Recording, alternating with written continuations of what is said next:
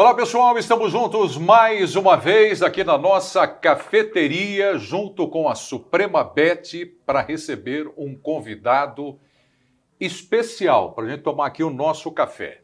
Só que nós tivemos uma reunião esta semana aqui na nossa TV e mudamos algumas coisas com respeito a convidados. Convidado para participar aqui do programa agora tem que ser campeão mundial. Tem que... Qual foi a outra cláusula que a gente colocou? Tem que ter feito o gol em Wembley com a camisa da seleção brasileira. E tem um outro artigo... Hã? Qual é? Tem que ter mundial por clube também. E tem que ter jogado 2 vezes no mesmo dia partidas oficiais. E por essa razão, Juninho! Juninho, campeão legal. Do mundo paulista. Ah, que legal ter você aqui. Tudo bem? Pô, tudo bem. Pô, prazer, pô. Tá doido. Você nota 1000. Eu sou seu fã. Sou seu fã, cara. Eu tava até batendo um papo com o Juninho. Você gostou dos artigos, né, para participar do programa agora? Pô, gostei. Você gostei, preenche tá? os requisitos ou não? Eu preenchi esses requisitos. Os 3? Só 2 partidas agora no mesmo dia que vai ser complicado você encontrar um convidado. Ou encontrar alguém que não faça Que não isso. faça. Né? Hoje tá uma loucura o Tá uma calendário do loucura. futebol brasileiro. Só falta hoje jogar no mesmo dia. Não, mas com essa intensidade não dá mais não. Bom, a gente vai falar sobre tudo isso, e é verdade, o Juninho fez 2 partidas oficiais no mesmo dia. E marcou gol também ou não? Marquei no primeiro Tem mais jogo. essa. No primeiro jogo. Foi o Sporting Cristal? Sporting Cristal e Grêmio. Ganhamos Grêmio foi os pelo- 2 de 3-1. Olha, o Grêmio foi pelo Campeonato Brasileiro. E o Sporting Cristal na época Era que era Comebol. Comebol, Mercosul, Comebol, É, né? que hoje é a Mercosul. A Mercosul. É a Sul-Americana. Sul-Americana. Caramba, 2 jogos. Eu fazia isso quando eu jogava na várzea. É, o primeiro, segundinho, né? Primeiro e É segundo. isso. Era o primeiro e segundo, depois o primeiro quadro e tal. E ela Isso, mas também era isso. outra história. É, nada mas é uma profissional. loucura, né? E você tinha quantos anos quando você fez esse jogo? 18. Ah, 18 aninhos, aí dava tava pra, nos cascos dava também, pra né? correr bem. né? O primeiro jogo, se eu não estou enganado, você jogou É o que eu tempo. Eu fiz um tempo os 2 jogos, né? Joguei nos 2 jogos um tempo, né? Eu fazia parte do Expressinho, né? Que era o segundo time de São Paulo, e o Tele colocou esse time para disputar esse campeonato que era Comebol, que é o Sul-Americano. E o time principal, vamos dizer assim, jogava o Campeonato Brasileiro. E eu participava dos 2, eu era titular de um e reserva no outro, né? E aí eu fiz esses 2 jogos históricos aí. Você me fez lembrar também de uma competição que eu transmiti do São Paulo na Espanha. Não é o Teresa Herrera?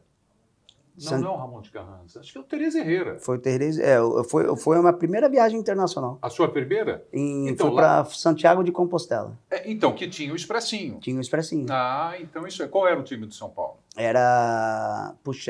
Eu cheguei junto com o Guilherme, né? Centroavante. O centroavante, que estava no Marília. Eu e ele, terminou o Campeonato Paulista, ele veio, ele do Marília e eu do Ituano. Legal. E na época, o São Paulo tinha 8 jogadores servindo a seleção brasileira.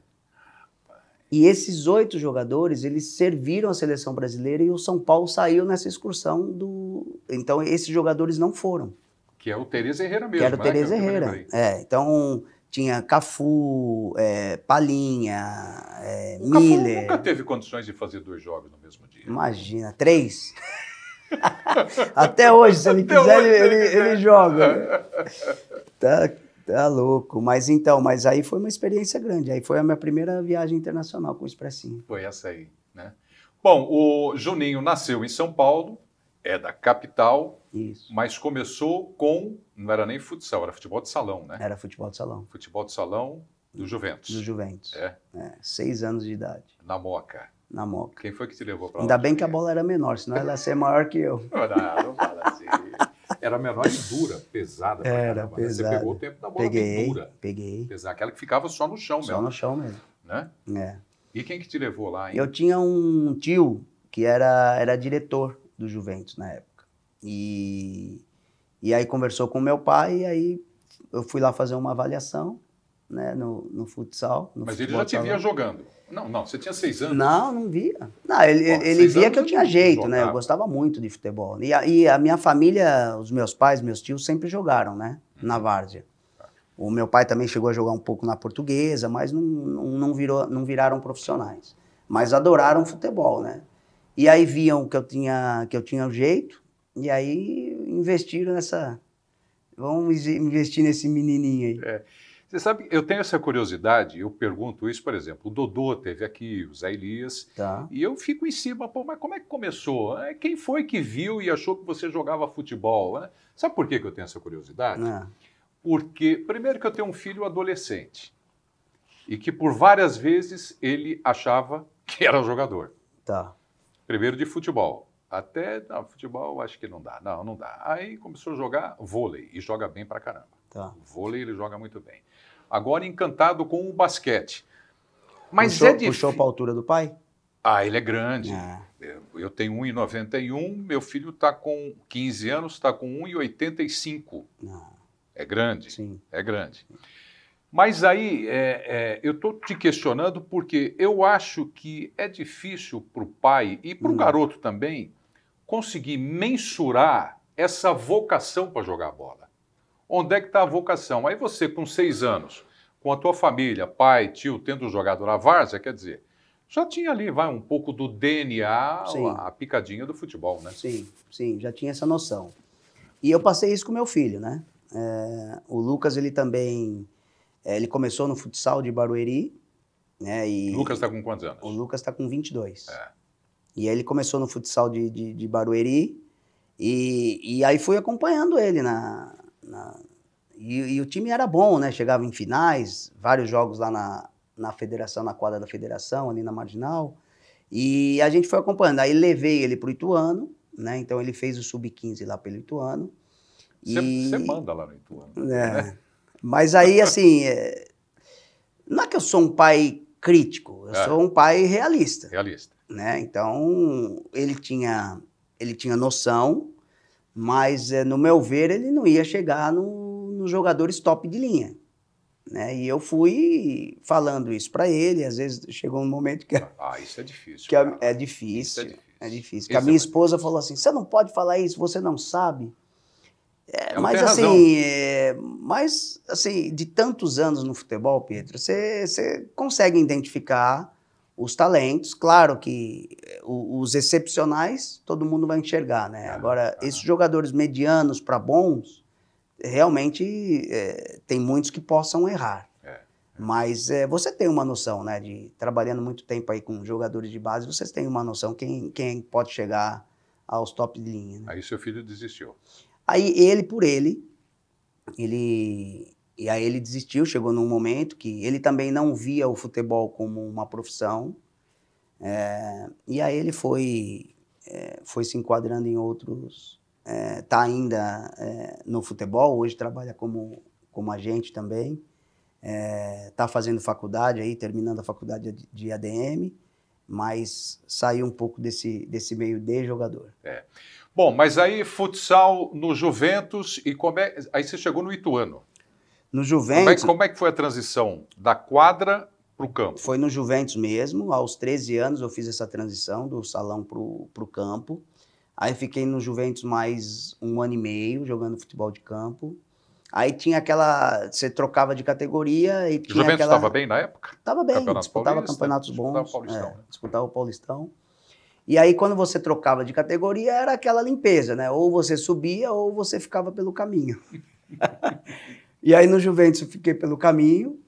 Aí... Foi reprovado? Fui reprovado, não subi de categoria. Aí fui pro Corinthians. Aí consegui ficar 1 ano no juvenil do Corinthians. Aí também, na hora de subir de categoria... Aí você estava com quantos anos? Aí eu já estava com 14 para 15 anos. E o teu tio...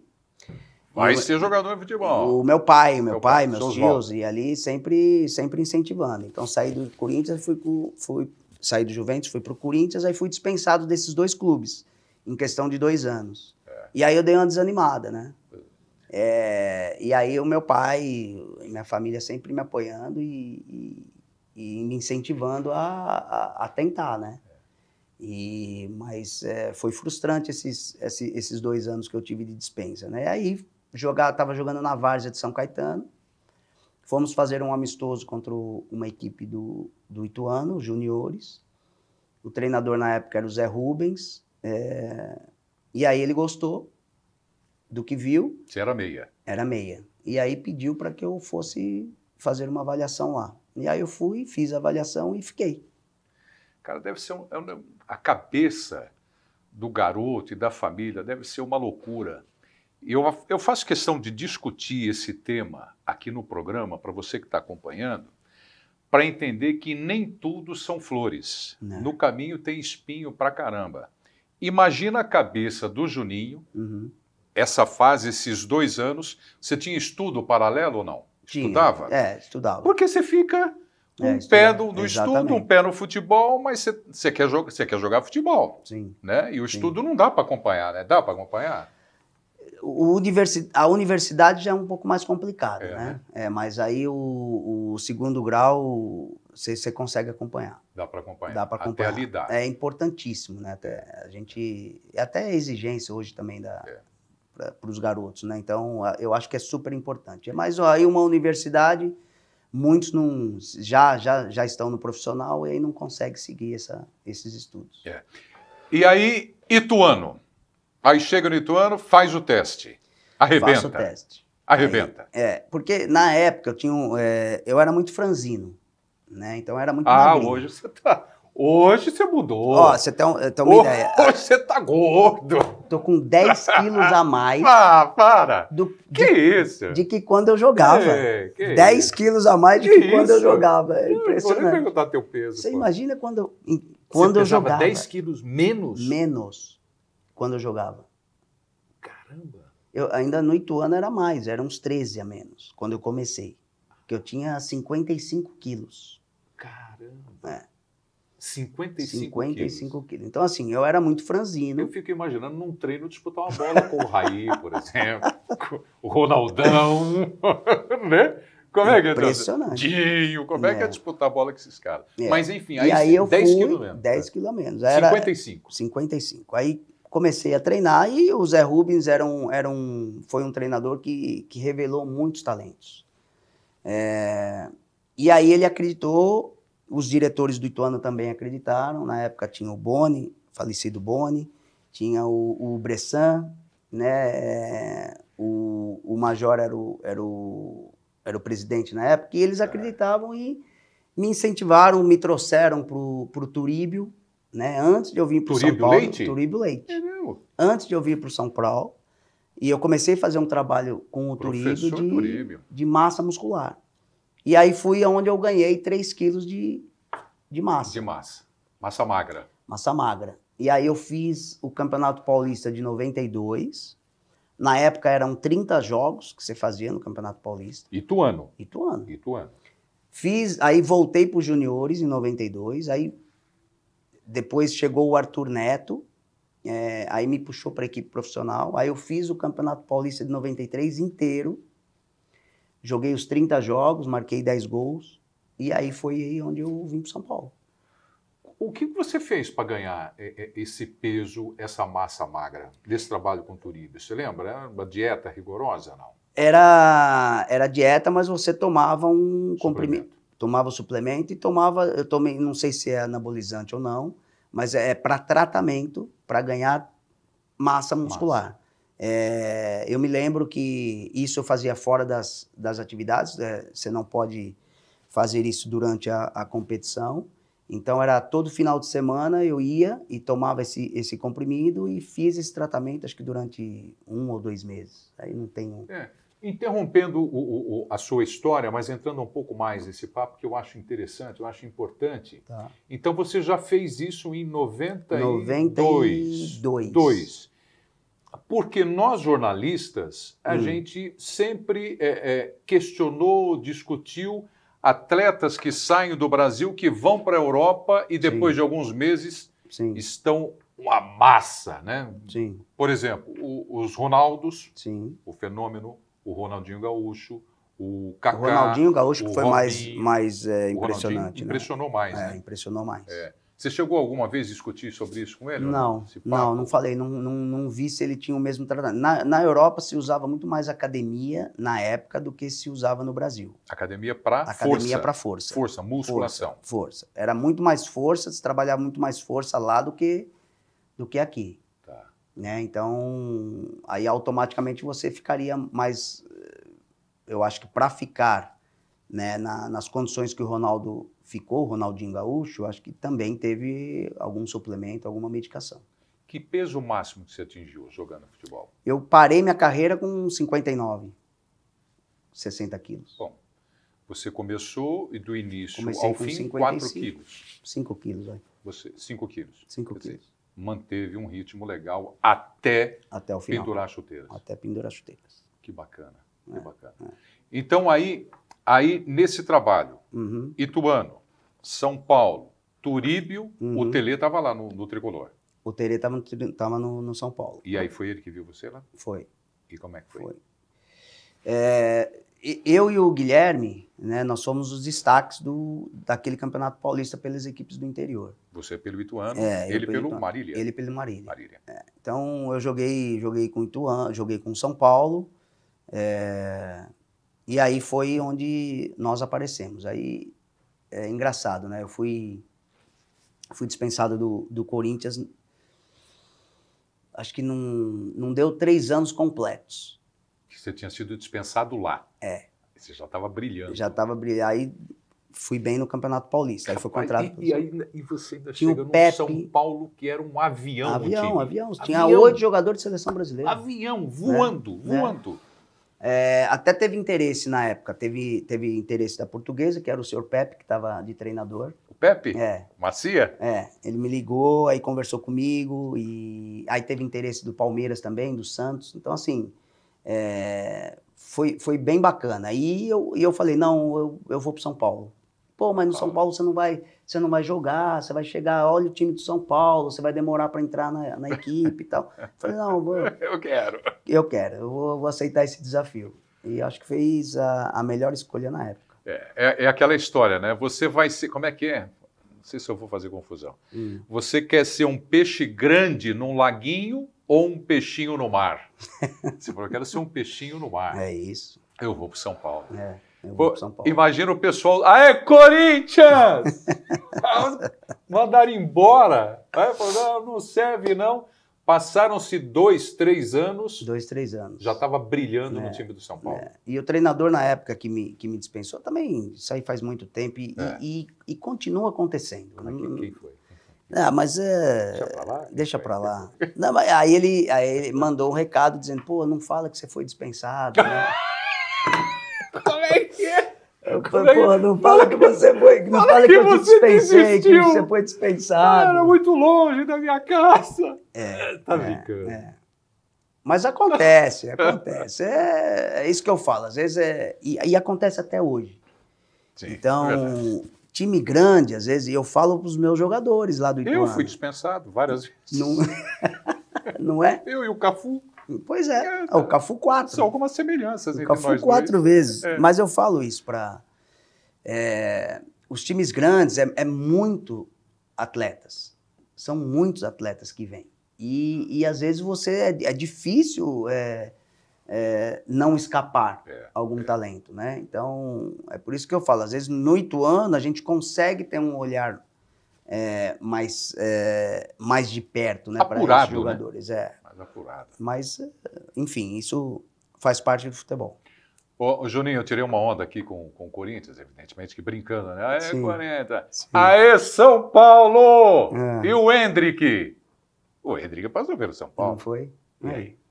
Também. É a mesma situação. É a mesma situação. É a mesma situação. É uma coisa complicada, né? Você vê a garotada e dali uma pinça e fala, olha, esse aqui vai brilhar, vai arrebentar. Você consegue ter esse olhar? Você falou do teu filho e eu só acho assim, jogador de alto escalão que vai chegar a uma seleção brasileira é difícil passar despercebido. É? É difícil. Não dá para errar, né? Aí é erro. Aí, na minha opinião, é erro. Não dá para passar despercebido um jogador de um talento desse. Então, vão ter fases que o jogador não está se destacando, mas, assim, não vai passar despercebido. Se passou despercebido, foi um erro. Então, olha, deixa eu ver como é que eu formulo essa pergunta para você. Nessa longa carreira de futebol, mesmo não jogando, mas inserido no futebol, você já viu, assim, convocações de seleção brasileira que você parou, bateu a mão na cabeça e falou, não é possível que não levou tal jogador. Não é possível. Você já fez isso várias vezes? Várias vezes, né? Várias vezes. Quais jogadores, assim, que... Não precisa falar técnico, período, nada. Mas que numa primeira convocação, falou, não é possível que não enxergaram isso. Não, mas assim, isso não é por não levar. Isso é pela quantidade de atletas que tinham. Então, assim, e aí vai o gosto do treinador, vai a análise do que ele quer para a equipe. Eu vou citar um exemplo até de 2002, e o próprio Filipão fala isso. Assim, o Djalminha não foi, o Alex não foi. Eu estou falando de jogadores da minha posição. Amoroso não foi. Assim, fera, né? O Alex ficou chateado. É muito talento. Aí você fala, poxa, o Filipão deveria ter levado. Tanto poderia ter levado, como não poderia ter me levado. Como ele não levou o Romário. Não poderia ter levado o Kaká. Ele não levou o Romário. E foi campeão. E foi campeão. Então, assim,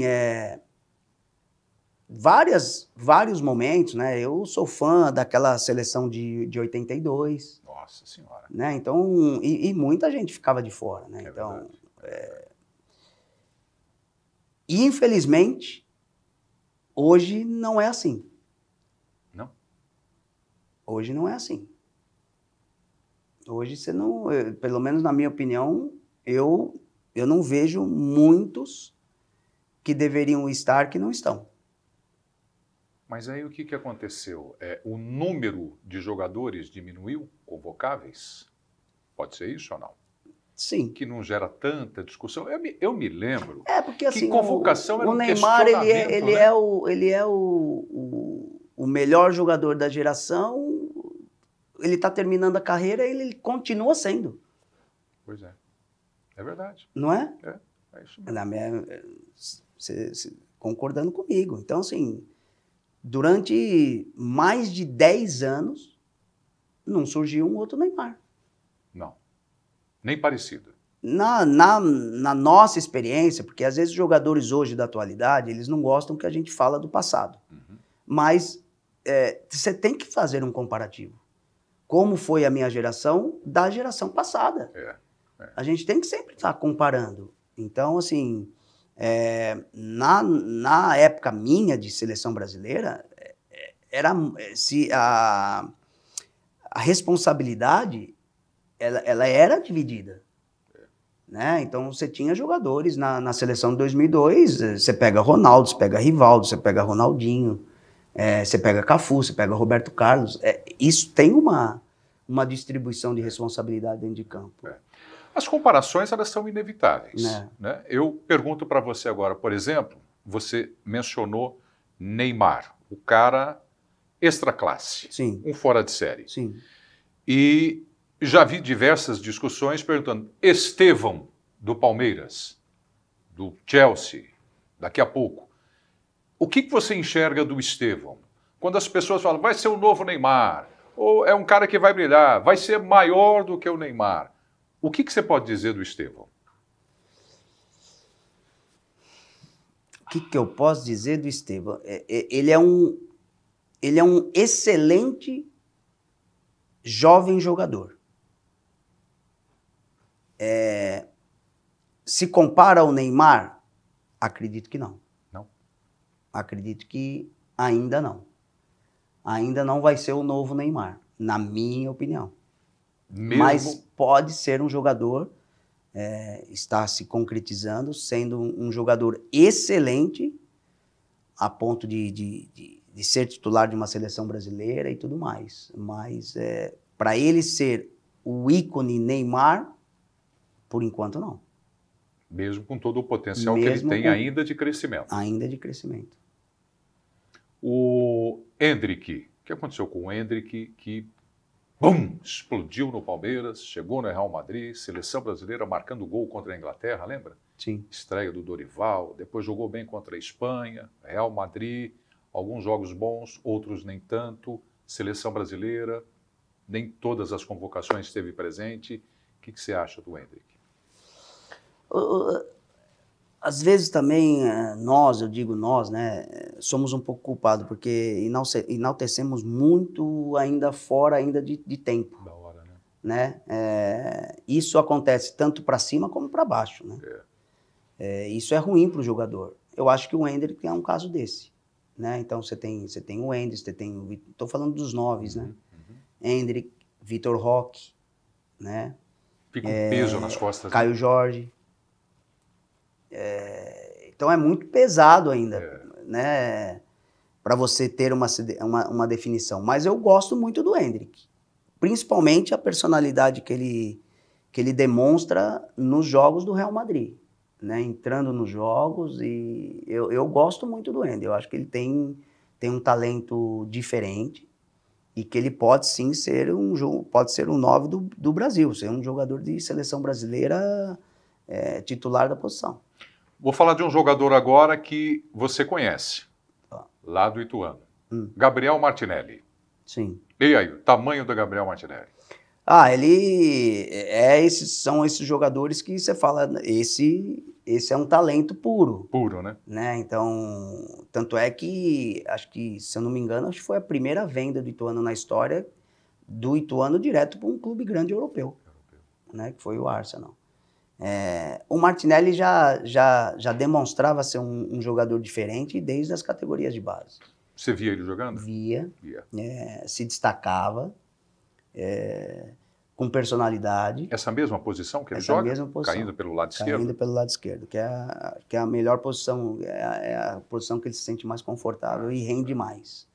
Então já era um talento desde o início lá nas categorias de base. E personalidade, apoio de família, cabeça excelente, era um atleta exemplar. Né? Um atleta exemplar. Eu acho que é por isso que chegou no topo e com certeza tem todas as características para se manter. Ô Juninho, vamos voltar um pouco agora. A gente entrou nesse papo de seleção, de jogadores importantes. É sempre legal a gente ter a visão de um profissional, de um cara que respira futebol, ou que pelo menos viveu o futebol muito dentro dele durante tantos anos. Eu apresentando você aqui, eu falei, tem que fazer pelo menos 2 jogos no mesmo dia. Né? Vamos entrar um pouco nesse assunto. Né? O futebol, a gente até hoje discute calendário do futebol brasileiro. E para deixar o cara bem informado que está assistindo o nosso programa, que ano foi que você fez 2 jogos no mesmo dia? E por que isso aconteceu? Em 94. Né? Porque é mais ou menos o mesmo modelo de hoje. Então, hoje você tem uma equipe grande do Brasil, ela disputa os campeonatos regionais, depois vem Copa do Brasil, depois vem campeonato sul-americanos. Né? E vai priorizando, vai. Como exemplo, o Libertadores, o Brasileirão e o Paulista. Exato. Ou Copa do Brasil também. E a Copa do Brasil. Então, tem jogos que pega mais ou menos esses... na época, pegava esses mesmos jogos. E o time, para disputar todas essas competições, precisava ter um elenco maior do que o normal. E o São Paulo foi tendo esses jogadores, chegando os jogadores, juntamente com os jogadores que iriam subindo da base, se formou uma equipe que era comandada pelo Muricy. Muricy Ramalho. Que o Muricy começou também no Expressinho. E aí se formou essas 2 equipes. E aí o Tele decidiu que uma equipe iria disputar um campeonato e a outra, a titular, disputaria os outros 2 campeonatos. E aí foi isso. Aí começou a surgir os talentos, os novos contratados jogavam no Expressinho, os meninos que subiam jogavam no Expressinho. Às vezes tinha alguém no profissional que estava suspenso de um jogo ou outro, vinha e descia, jogava no Expressinho. E a gente foi crescendo como equipe. Era jogador demais sendo revelado, né? Era muito, parava. muito jogador. Parava. Muito jogador. Eram vários jogadores assim por ano que iam crescendo, né? E essa é uma discussão, eu estive na CBF por 4 anos, eu entrei como um diretor de desenvolvimento, só depois que eu fui para a seleção. E isso eu falo até hoje, que a minha contribuição para o futebol seria muito maior na parte do desenvolvimento, por onde eu entrei, do que foi com a seleção. A seleção você foi o supervisor. Eu fui o supercoordenador. Estava o Edu Gaspar nesse posto, ele recebeu um convite do Arsenal e foi para o Arsenal. E a comissão técnica permaneceu. Então, enfim, o Tite comandando essa parte técnica. Na parte administrativa também tinha o Luiz Wagner, tinha a Claudinha, que continua até hoje. Era muito bem organizado. Eu fui...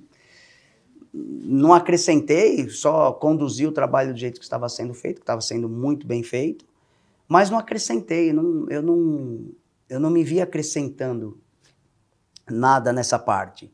E em relação à parte de desenvolvimento, é por você estar na beira do campo e ter vivido, por exemplo, eu cheguei na CBF sendo o gestor do Ituano na Série D do Brasileiro, né? Então, eu sabia exatamente os defeitos da competição, o que poderia ser melhorado, né? O que os técnicos falavam, o que os jogadores falavam, que tinha que ser melhorado no futebol. Então, eu cheguei nessa posição na CBF e iria contribuir bastante. E, aproveitando, falando de calendário, na época, o Manuel Flores era o diretor de competições. E eu, na parte de desenvolvimento, eu ia nos departamentos e ver qual era o gargalho de cada um, o que precisava ser melhorado. E essa parte de calendário eu me aprofundei e quis entender junto com o Manuel, ele foi me explicando tudo, e não é fácil. Não é, né? Não é fácil resolver a questão do calendário. Apesar que todo mundo fala de calendário, fala dos jogos e tal. O que complica é quando a equipe ela vai chegando nas finais dessas competições. Então, por exemplo, eu estou chegando na final do Brasileiro, na reta final eu estou lá em cima, na Libertadores eu estou nas finais, na Copa do Brasil eu estou nas finais. Avançado. É isso que complica. É só isso que complica.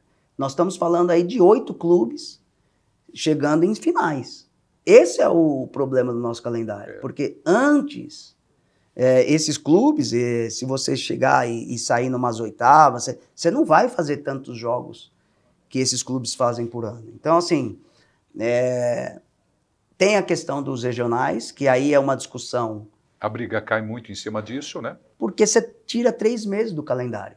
Dá para diminuir as datas? Um pouquinho? Já está diminuindo. Eu cheguei na CBF, eram 25 datas. Aí foi caindo. Né? Hoje são 16. E aí a entrevista do presidente aí que entrou, o Samir, dizendo que de 16 vai cair para 11. Tira 5 datas. Então, assim, já não é nem campeonato, né? Já não é um torneio. Tiro curtíssimo. E aí, assim, como é que as equipes menores, como é o caso do Ituano, antes de chegar numa competição nacional, sobrevivem? Né? Sem ter esses estaduais. Como é que sobrevivem? Como é que as equipes, às vezes, grandes de outros estados vão continuar sendo campeão? O Nordeste. O Nordeste. O Nordeste, que você tem o campeonato, vamos citar um estado, só como exemplo. Você tem o campeonato, cearense, você tem a Copa do Nordeste. Sim. Aí vem competição internacional, Libertadores ou Sul-Americana, o Campeonato Brasileiro. Sim. E a Copa do Brasil. E se o time sair atropelando e vencendo, mais para frente ainda tem viagem para o Mundial. O calendário fica mais maluco. Ficou com o Palmeiras, ficou com o Flamengo, ficou com o Botafogo nos últimos anos, o Fluminense. Sim. O calendário melhorou muito, tanto é que na época aí que a gente já falou que eu tive que jogar 2 vezes no mesmo dia.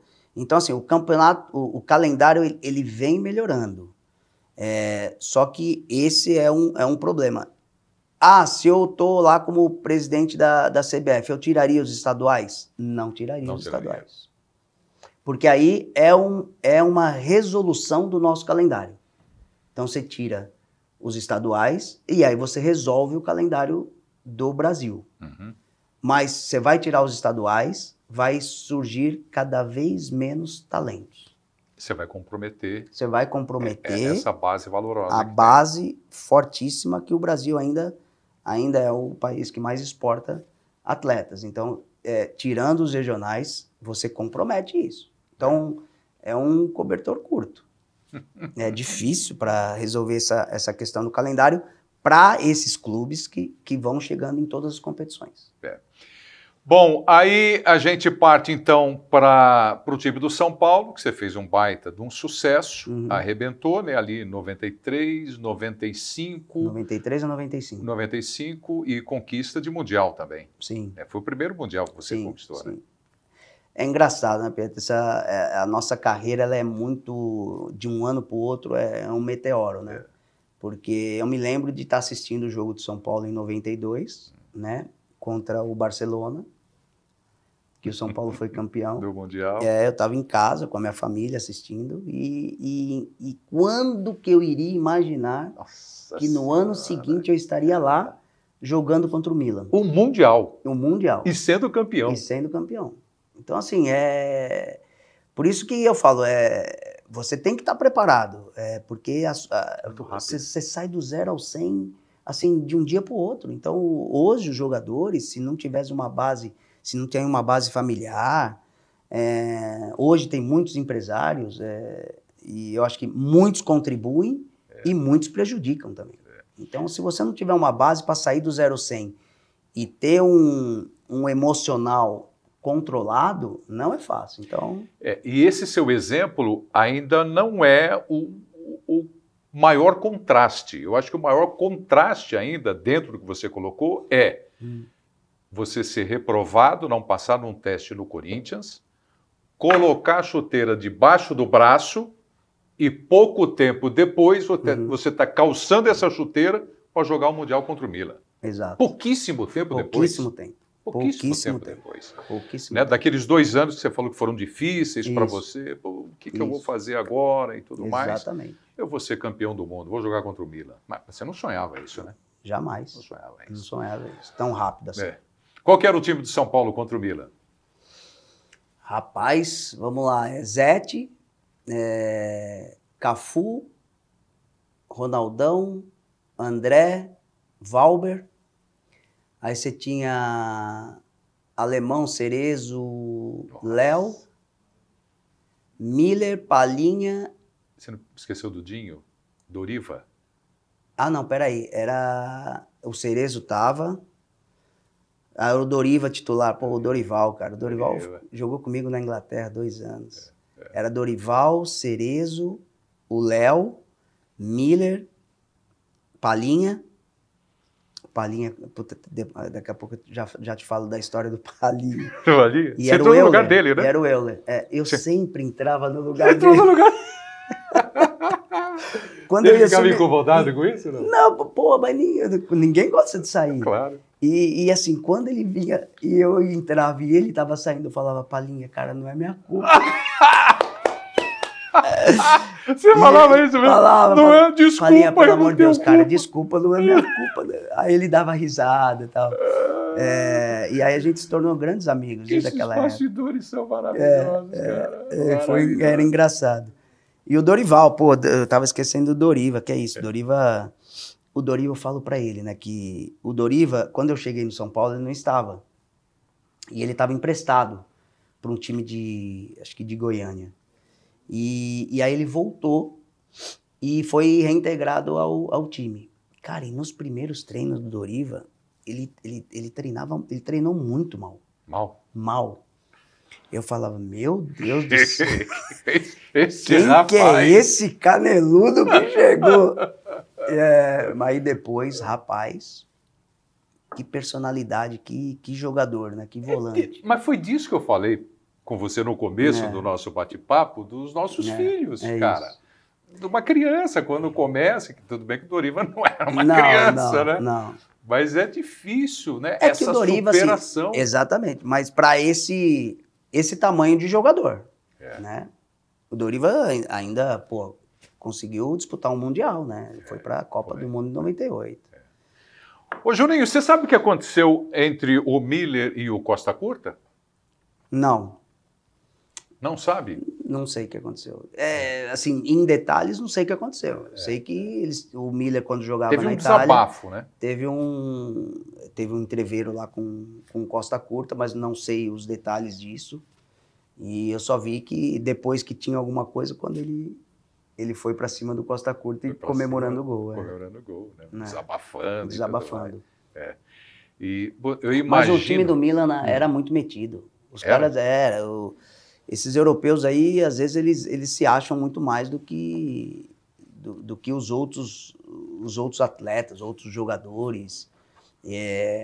Hoje um pouco menos, que está mais globalizado, você vê eles demonstrando os respeitos aí para os times sul-americanos, agora no Mundial. Mas na época, eles nem sabiam quem era quem na equipe de São Paulo. Olhava meio que... Conhecia o Toninho Cerezo, por ser já um jogador de renomado. Que teve na Copa, né? Que teve na Copa, enfim. E ali teve a grande jogou oportunidade, na Itália, né? Durante muito tempo, mas assim, a maioria dos atletas, eles nunca ouviram falar. Ignoravam. Que coisa. Ignoravam. É o que fica ainda mais gostoso. Fica ainda mais gostoso. Isso está acontecendo agora também, não? Nesse Mundial? Menos? Mas também acho que estão surpresos, né? De ver o futebol sul-americano ou o futebol brasileiro, né? Estão surpresos. E a personalidade que as equipes brasileiras vêm jogando está impressionando. Está impressionando. Até a gente estava comentando, né? O Flamengo jogando contra o Chelsea, parece o Flamengo time da Premier League. Né?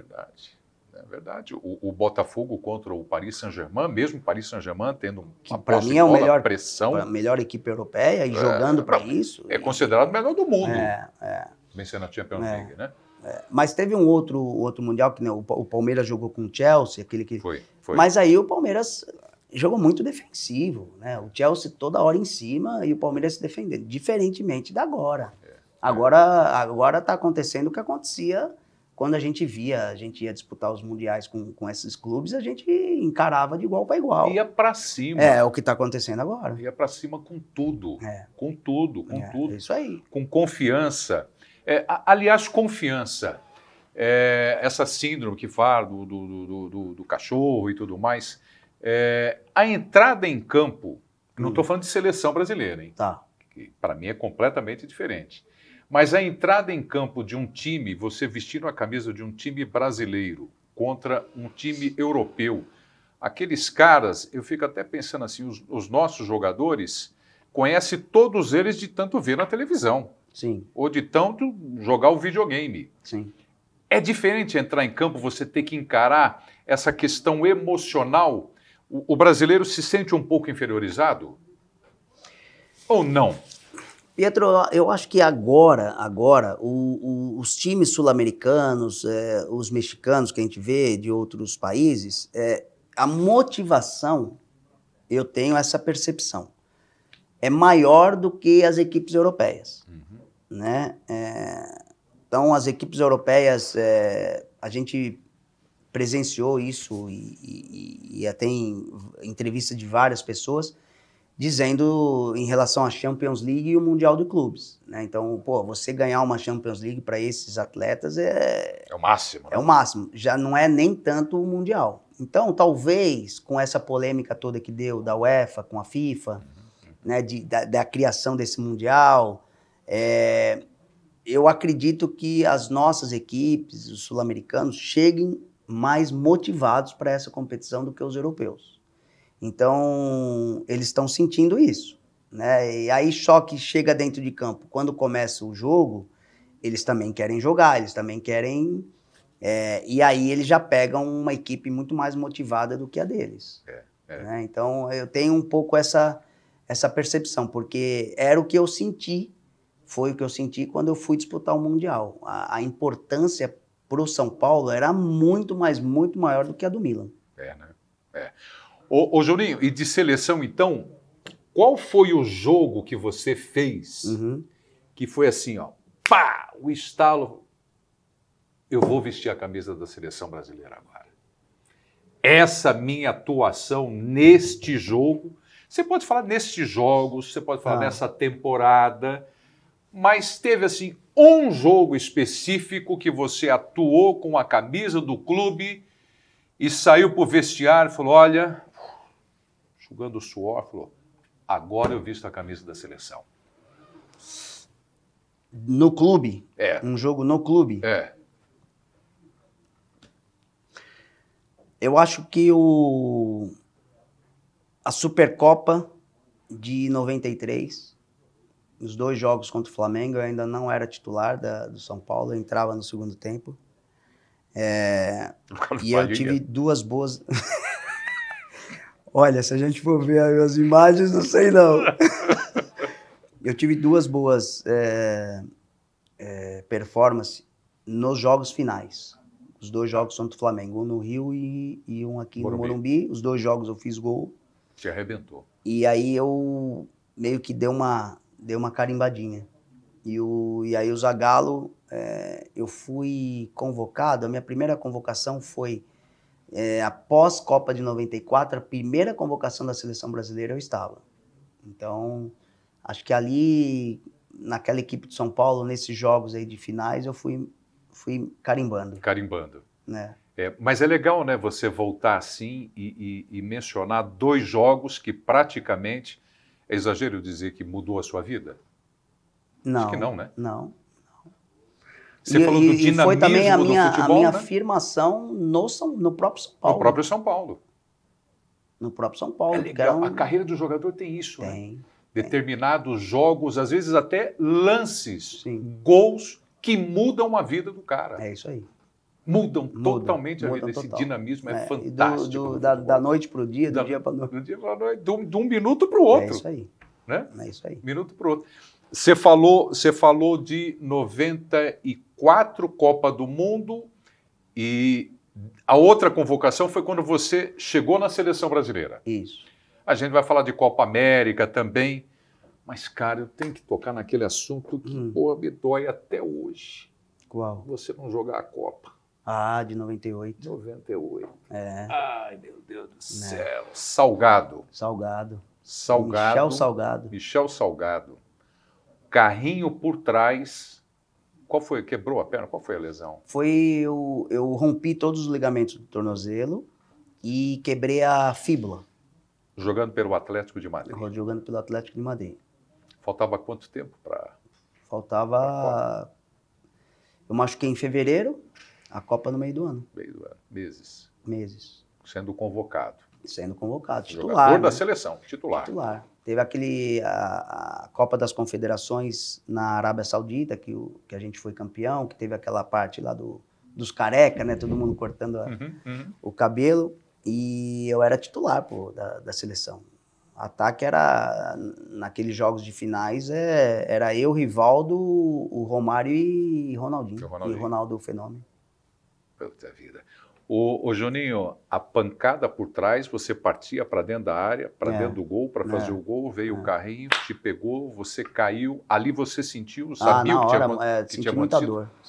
Eu já tinha torcido o tornozelo algumas vezes, mas ali foi uma dor muito pior do que uma torção de tornozelo. Torção de tornozelo já dói pra caramba, mas ali eu senti que tinha alguma coisa a mais. E na hora veio também Copa do Mundo na tua cabeça? Na hora não. Foi a minha primeira lesão grave, né, da carreira. Na hora não veio essa questão. Veio depois, né? Caiu a ficha, né? Depois caiu a ficha e o que tinha acontecido e o diagnóstico do doutor para minha volta, que era de 5 meses. Não dava tempo. Aí não dava tempo. Aí caiu a ficha. E eu fiquei muito magoado, né, na época com o Salgado. Ele tentou de várias formas me pedir desculpa. Ele foi no lá hospital te visitar, não ele foi? Né? Ele quis ir, eu não quis recebê-lo. Ele quis ir, não pôde ir. Tá. Então eu fiquei muito magoado. Ele teve a intenção de quebrar a minha perna? Acredito que não. Agora, não pode um jogador ser irresponsável daquela maneira e não ser punido. Hoje, eu defendo exatamente... o jogador não tem intenção. Mas, cara, a bola longe, o jogador correndo, você dar um carrinho nas pernas do jogador... você tem intenção de... só fui parar a jogada, só quero parar... Não, é um lance totalmente temerário e você vai machucar o atleta. Você está coberto de razão. Eu ia falar imprudente. Não é imprudente, é irresponsável. É irresponsável. Irresponsável. É irresponsável porque é um colega de profissão. Arrebentar a carreira do jogador. Só se colocar na posição contrária. Se eu te dou um carrinho desse e quebro a sua perna, como é que você iria se sentir? E é o que ele não entende, acho que ele não entende isso até hoje. Porque ele continuou sendo irresponsável em alguns lances.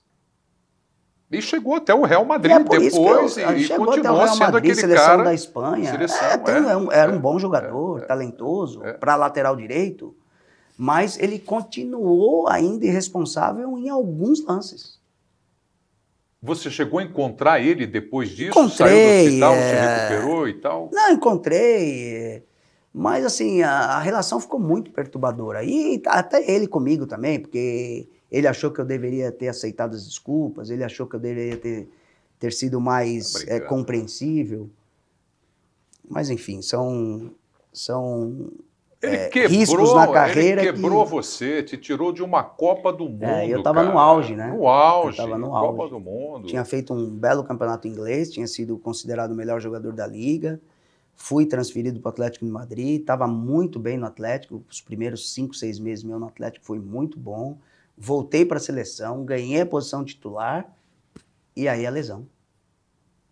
Eu demorei 2 anos para voltar a ser o Juninho que eu estava sendo. Demorei 2 anos, fui me recuperar no Vasco de 2000. A recuperação é demorada. É complicada. É demorada. Né? Vasco. Vasco. Você estava naquela virada histórica. Né? Naquela virada histórica. Virada histórica do Vasco da Gama vencendo o Palmeiras 4-3, né? 4-3. No Saiu Parque perdendo Antártico. 3-0 e virando 4-3. Um jogo de final, né? E teve jogador do Vasco expulso, né? Teve o Júnior Baiano, quando estava 3-2. Júnior Baiano expulso. Com 10 jogadores conseguiram uma virada histórica. Agora, não foi pênalti em você, né? O Gilmar, desculpa o Gilmar, mas foram 2 pênaltis. Não foi pênalti. Foi pênalti, não. Olha, o primeiro sim. O segundo, eu acho que foi... Ele é meu amigo, né, o Gil? Quem? O Gilmar. O Gilmar que fez o pênalti. Nós éramos amigos, a gente jogou junto no São Paulo. No São Paulo. Nós somos amigos até hoje, assim, próximos, assim. Mas ele deu um carrinho imprudente. Eu falo para ele, talvez, se fosse o VAR hoje, poderia até não sido marcado pênalti, mas você não pode dar um carrinho daquele. Na área.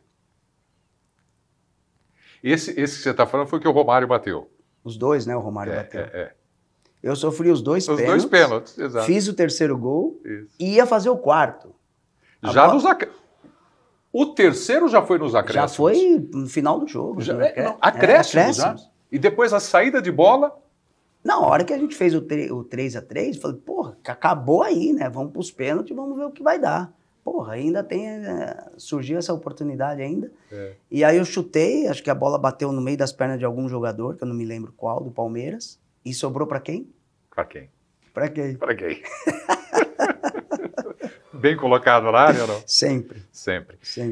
Como é que foi o ambiente do vestiário, primeiro do intervalo? Depois a gente fala do final, quando acabou o jogo.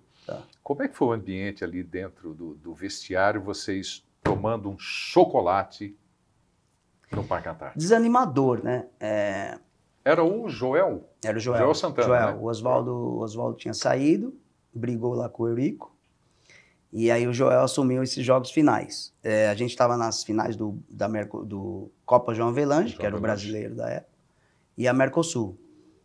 Vestiário bem para baixo, né? Porque foi um dos poucos times assim que a gente jogava, que a gente entrava em campo, Pietro, com uma confiança, cara.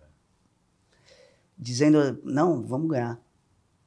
E assim, e a gente estava numa situação lá, meio assim, um choque, né? Porque 3-0, nunca imaginava. Passeio do Palmeiras, né? 3-0, os gols que a gente tomou. Mas assim, tinha um sentimento de que o nosso time, ele poderia fazer o mesmo que o Palmeiras fez no primeiro tempo. Então tinha esse sentimento. E aí vocês discutiram isso? E aí foi um puxando, um foi puxando aqui, outro foi puxando ali. E aí no túnel, na volta do segundo tempo também, aí eu não sei exatamente as palavras, mas palavra de incentivo, é isso, do mesmo jeito que eles fizeram, a gente também pode fazer. Nós vamos lá, nós vamos reverter isso. Mas o que aconteceu? Você sabe da história do Galliano? Que o Galliano teria falado alguma coisa na ida para o vestiário. O Romário disse na TV dele agora, há pouco tempo. Eu não peguei essa fala, mas assim...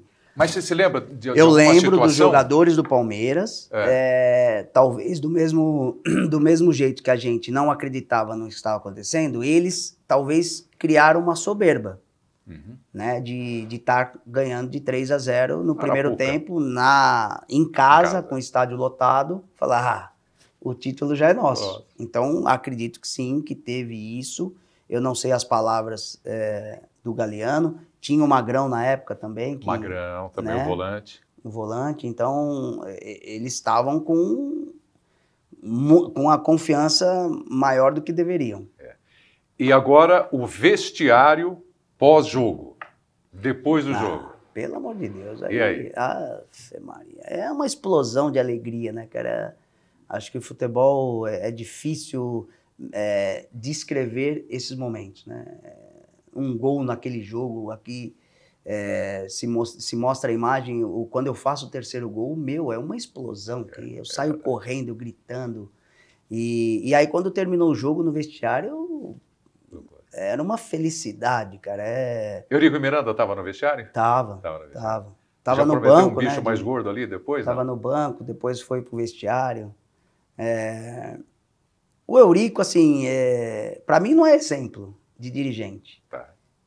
E por muitos, ele é adorado por muitos. Sim. Mas, assim, para mim, pode ter contribuído em alguns momentos, mas não é o exemplo que eu aprendi como deve ser um dirigente. Sim. Né? Então, mas ele, a felicidade assim, dele... particular com ele, alguma coisa de discussão? Só naquela equipe lá, só o Jorginho, que estava 1 ano de salário atrasado, a imagem. O Jorginho lateral? O Jorginho lateral. Aí, o meu episódio com o Eurico, eu tava emprestado ao Vasco do Atlético de Madrid. E por ter me adaptado e jogado tanto e ter adorado o Vasco, ter jogado ali com com aquela qualidade de atletas que a gente tinha. Maravilhoso. E o meu empréstimo tinha acabado com o Vasco e eu queria renovar, eu queria continuar no Brasil porque tinha a Copa de 2002. Eu não queria voltar para a Europa, até porque o Atlético de Madrid também queria me negociar. E eu não queria voltar para lá. Então, eu forcei o Vasco a renovar o empréstimo. Só que o Eurico, ele me devia, acho que 2 ou 3 meses de salário desse empréstimo. E a gente iria renovar mais 6 meses. E eu falei para ele, Eurico, não tem problema, a gente acerta. Na época, acho que eu nem pedi mais do que eu ganhava, era o mesmo salário. Falei, só me acerta o que você me deve. Te deve. Eu renovo. Não tem problema. Aí ele me deu 2 cheques. E aí o meu pai apresentou os cheques sem fundo. Aí voltou, aí o meu pai conta essa história. Ele falou que foi falar com o Eurico, opa, eu te dei o cheque. Agora, se tá sem fundo... Não é comigo. Era um cheque de terceiros, né? Era um cheque de terceiros. Então, assim... esse foi um dos episódios, aí enfim, aí conversa vai, conversa vem, não sei o que e tal, renovei, porque eu queria ficar. Renovei. Com salários atrasados. Ele tanto não me pagou o atrasado, como não me pagou nenhum salário nos Da 6 meses da renovação? renovação. Fez isso comigo, Jorginho tinha esse problema. Então, assim, Romário também? para mim não é... O também Romário colocou dinheiro no colocou Vasco. dinheiro. O Romário pagou, acho que o salário do Euler, com o bolso Filho dele. do Vento. Filho do Vento. E o Romário emprestou dinheiro pro Vasco, na época. Mas aí você recebeu? Você tinha 8, 9 meses, Não, mas aí você não. recebeu depois? Não, aí Justiça. essa é uma história engraçada. E é legal eu contar, porque... É importante. Aí o que aconteceu? Eu queria ficar no Brasil. E aí, eu renovei, depois de 2, 3 meses que o Eurico não pagou nada, eu falei, não dá para continuar. E aí teve o interesse do Flamengo, né? E aí eu fiz o movimento do Vasco para o Flamengo. E aí continuei no Flamengo, tanto é que eu sou convocado para o Mundial sendo jogador do Flamengo. E aí depois eu voltei para a Europa e tal, e aí tive que cobrar do Vasco na justiça. Do Eurico, que era o representante do Vasco. E aí cobrei na justiça, contratei a advogada, e aí ela entrou na justiça. Pietro, depois de 11 anos na justiça, saiu a sentença, eu recebi menos do que os 2 cheques sem fundo que estavam no processo. Ah, não acredito. Não acredito. Sumiram com os 2 cheques do processo. Não acredito nisso.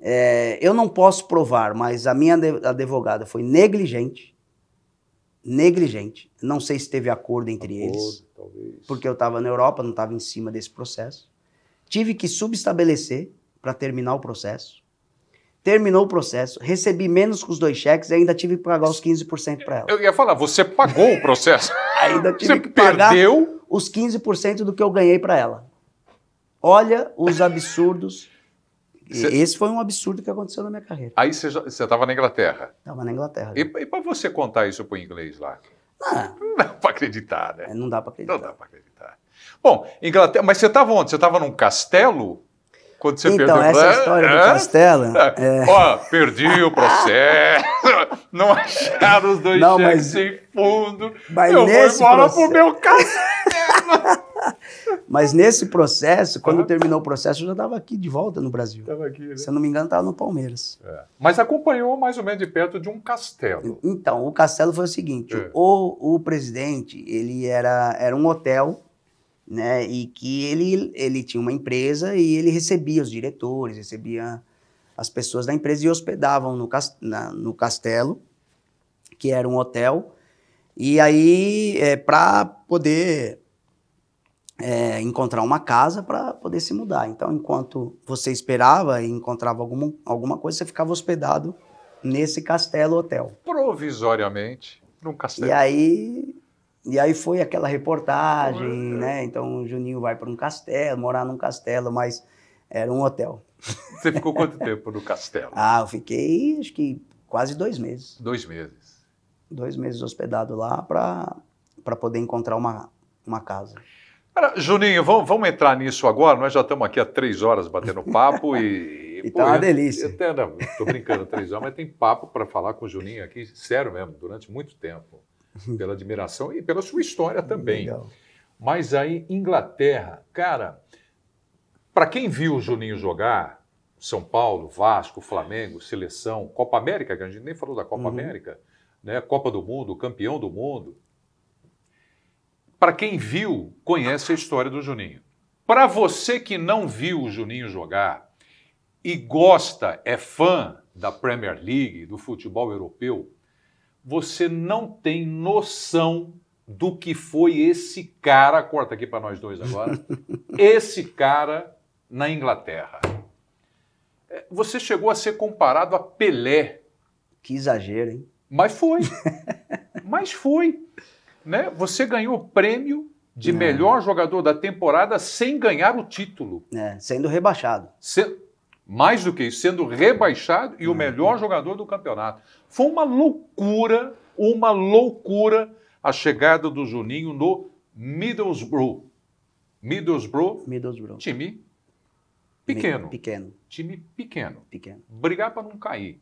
Mas ainda assim, vocês tiveram lá a Copa da Liga Inglesa. Sim. Né? Sim. Enfim, cara. Chegamos em 2 finais. A sua chegada lá foi uma loucura. Essa temporada foi uma loucura, né? Eu era o 10 da seleção brasileira. E na época, houve muitas críticas. Poxa, o 10 da seleção brasileira vai para um time pequeno da Inglaterra. Uhum. E aí, na época, tinham falado do Arsenal, enfim. Mas, de concreto, para mim e para o São Paulo, chegou essa oferta do Middlesbrough.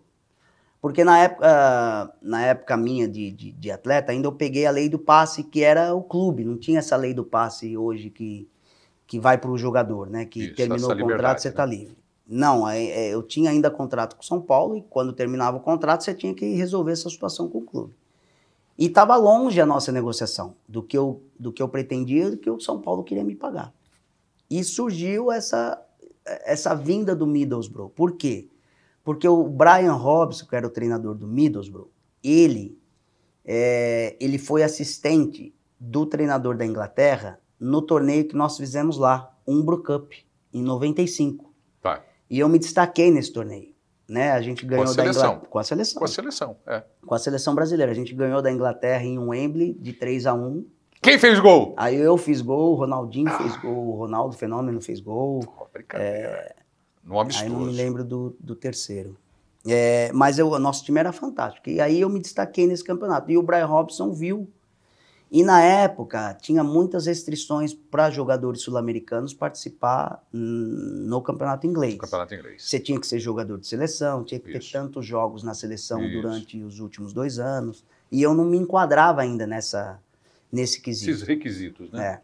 E aí o Brian Robson esperou mais 6 meses, aí eu tive mais jogos pela seleção brasileira, e aí já entrando nesses requisitos. E aí ele veio atrás.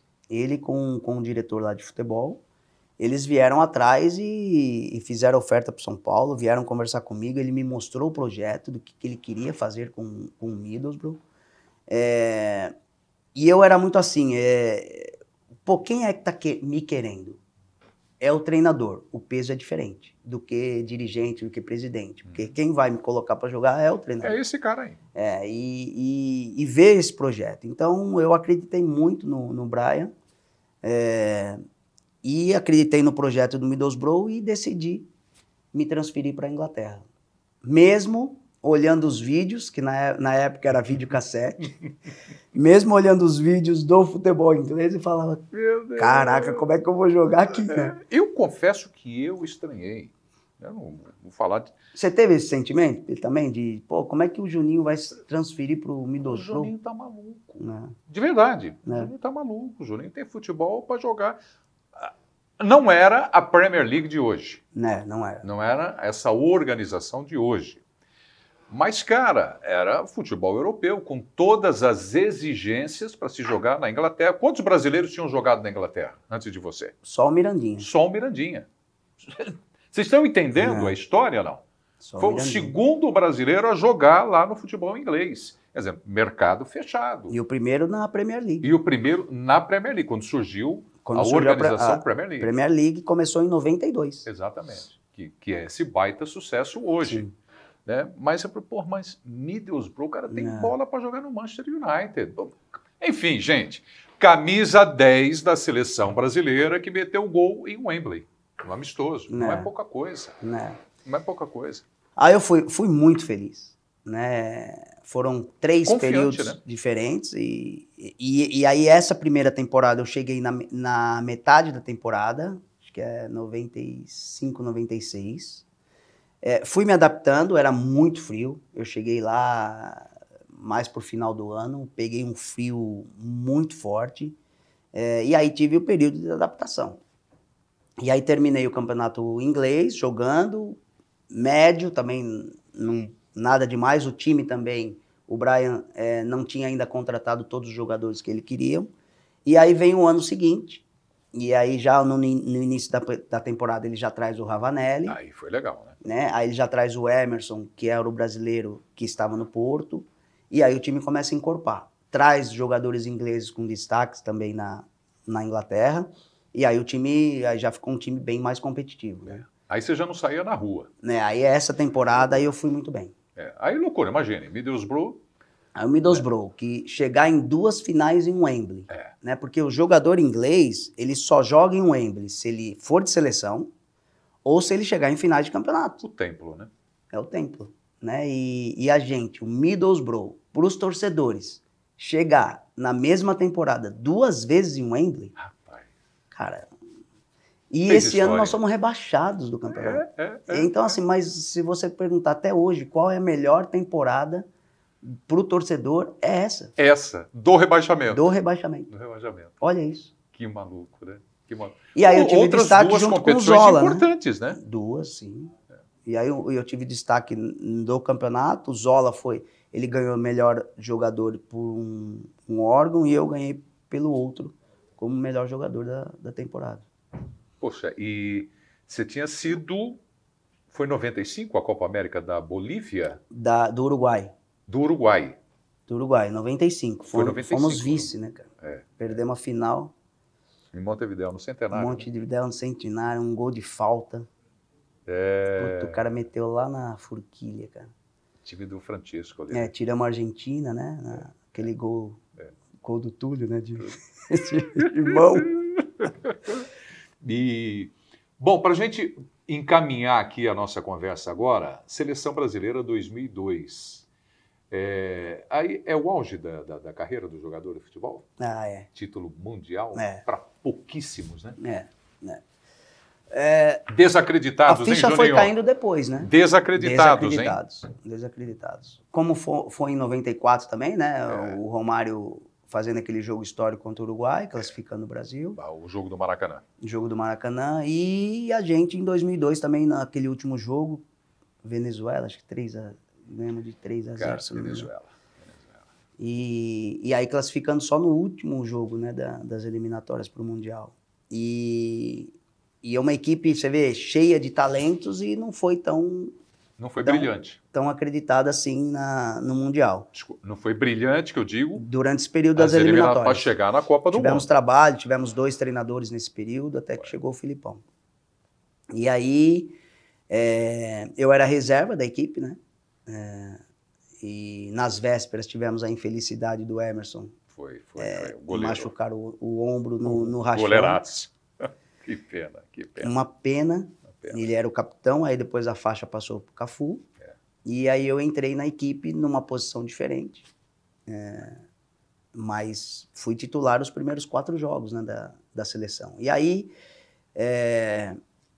você sendo campeão mundial, parece que a ficha vai caindo aos poucos durante os anos. Na hora, claro que tem aquela comemoração, aquela festa, campeão do mundo. Mas você não tem a dimensão naquele momento. A dimensão você vai tendo aos poucos, quando vai passando a sua carreira, fala, cara, o que a gente conquistou é impressionante. A nossa geração, porque campeão em 94, vice em 98 e campeão em 2002. Pois é. Ficamos mal acostumados, achando que era para todo dia. Que mundial a gente chegaria na final em todos os mundiais. Nós estamos aí de novo há mais de 20 anos sem ganhar um título. Sem ganhar. 24. Meu Deus, isso é muito difícil.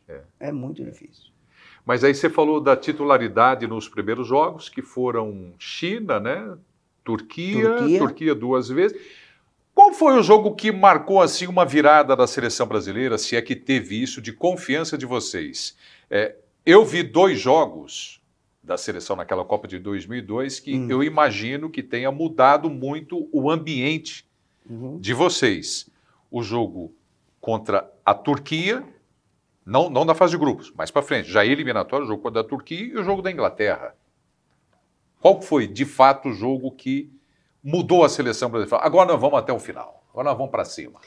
Eu acredito que foi o primeiro jogo da eliminação, as oitavas. Das oitavas. Nós pegamos uma Bélgica. A Bélgica. Complicada.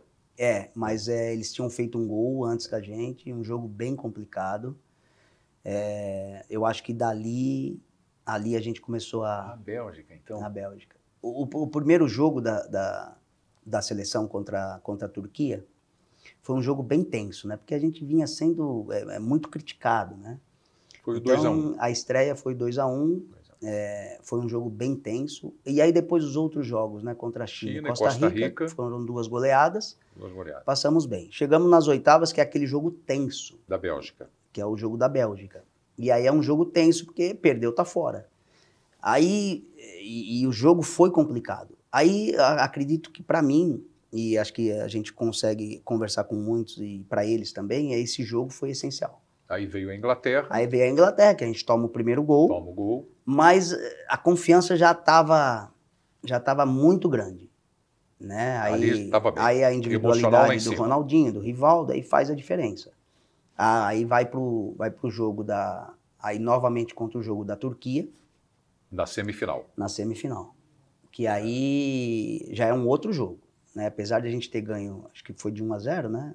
O jogo da Turquia foi 2-1. 2-1. Não. Na estreia contra a Turquia, 2-1. 2-1. Na semifinal, a gente ganhou, acho que de 1-0. 1-0. Gol de bico do Ronaldo, não é isso? Ronaldo, biquinho. O biquinho do Ronaldo. Exatamente. Mas o jogo já foi diferente. A gente dominou o jogo a maioria do tempo. Tinha um jogo na mão. Tinha um jogo na mão. Aí demorou para fazer o gol, enfim. Mas aí quando a gente vai para a final contra a Alemanha, a gente já chega com uma confiança bem grande. Deu tudo certo, ô Juninho? Tem que dar. Naquele trabalho da Copa, não teve uma rusga, algum incêndio assim pro bombeiro Filipão apagar? Era ele apagou a doutora antes. Suzy, que tinha uma psicóloga, não? Tinha.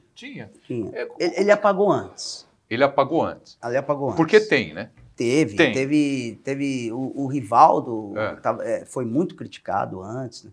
Teve as Olimpíadas de 96 em Atlanta. Né? Que a gente saiu naquele Golden Goal lá do Brincadeira. nigeriano Canu. Aquilo lá foi uma das grandes decepções também do...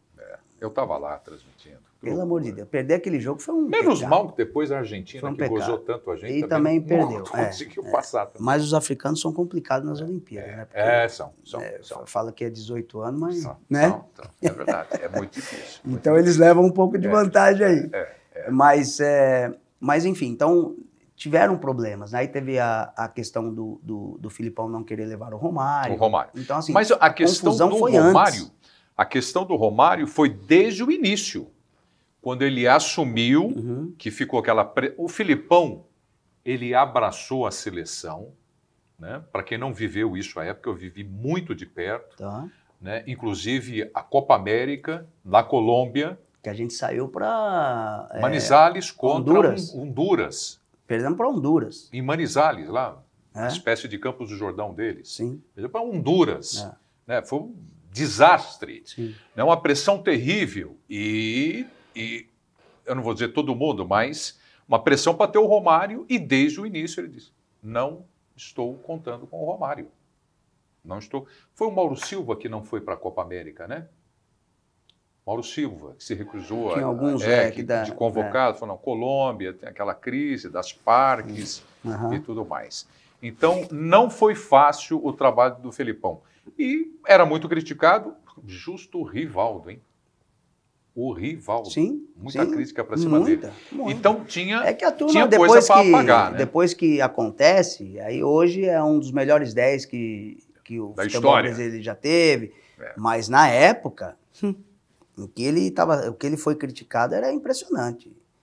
E ele mereceu tudo o que aconteceu, né? Claro. Ele sendo brilhante na Copa...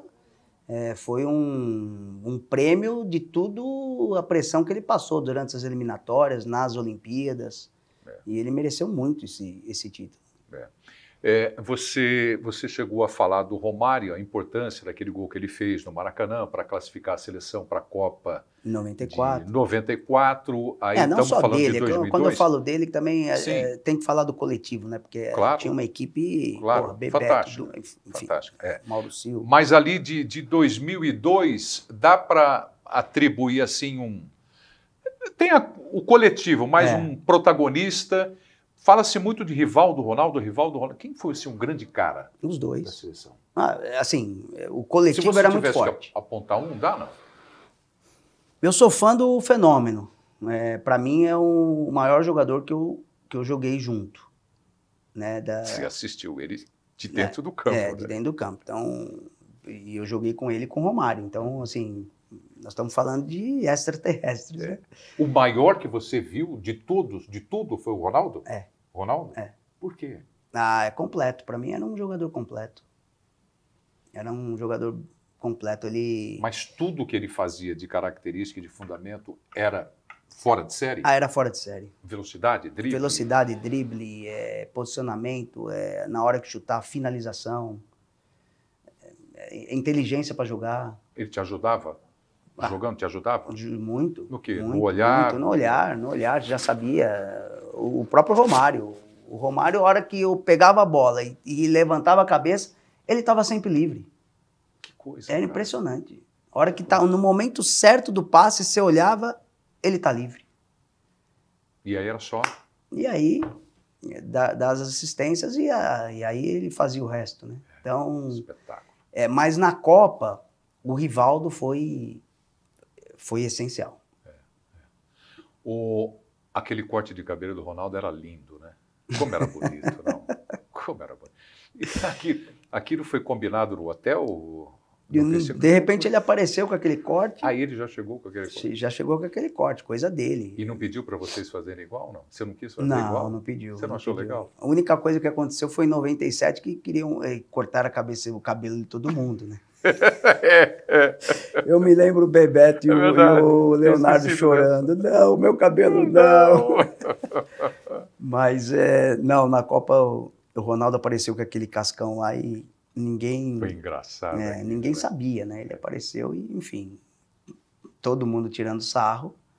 Chamou a atenção. Chamou a atenção. Eu não sei, acho que ele queria desviar um pouco a atenção por causa das lesões e tudo mais, que ele conta essa história. Mas pra gente ali foi até engraçado, né? Você fazia parte da turma do pagode no ônibus? Fazia, mas não sabia tocar, mas fazia. Eu ficava lá no fundão. Balançando o quê? O pé? Porque você canta, O que eu fazia? O que eu tocava? O chucuai. Chucuai. Ficava ali, tem ritmo. Não, até no vale eu tinha um ritmozinho. Tem que ter ritmo. Tem que ter ritmo. Mas cantar eu não cantava, tentava, mas aí o pessoal o Ronaldinho também mandava bem no instrumento, tinha uns que cantava legal, mas eu fazia parte do fundão. Fazia parte do fundão. A gente chegando, Edilson, né, para jogar a final, e a gente chegava sempre com samba, né? Sempre cantando, descia do ônibus alegria, e passava né? Pelo amor de Deus, quando o alemão olhava pra gente assim, falava, cara, que esses caras estão fazendo? Esses malucos! Que esses malucos? Tem uma final de Copa aqui pra eles disputarem, não é? Exatamente, acho que sim, né? foco é esse? Que tá europeu, louco, né? Tão louco. Não, vamos bater nesses caras, eles estão viajando. Exatamente. Né? A confiança era muito grande. Era muito grande. E a chegada no Brasil também é uma festa, uma loucura. Festa, né? uma loucura. Uma maravilha, maravilha. Pedro, mas assim, Vampeta, são coisas que, assim, o Vampeta, que é aquela história, porque ele foi, o Ronaldo foi pilhando ele o avião inteiro. Bebeu pouco. Ele bebeu pouquinho, e os caras pilhando ele ainda, você não vai fazer, você não vai fazer. E aí, enfim, foi desafiado e prometeu aquilo que ele falou. Então foi um espetáculo a chegada. Mas ao mesmo tempo são coisas que a gente fala e que muitas pessoas não lembram, né? Então a gente chegou, aí paramos em Brasília. Alguns jogadores que eram da Bahia, de Brasília, já foram direto para a Bahia. Nós chegamos ao Rio e aí a gente não sabia o que esperava. Então, e a gente chegou do Japão, fuso horário. Nossa, cansaço. E eu me lembro de a gente estar comemorando em cima do trio no Rio e ainda faltava muito para terminar o percurso. Né?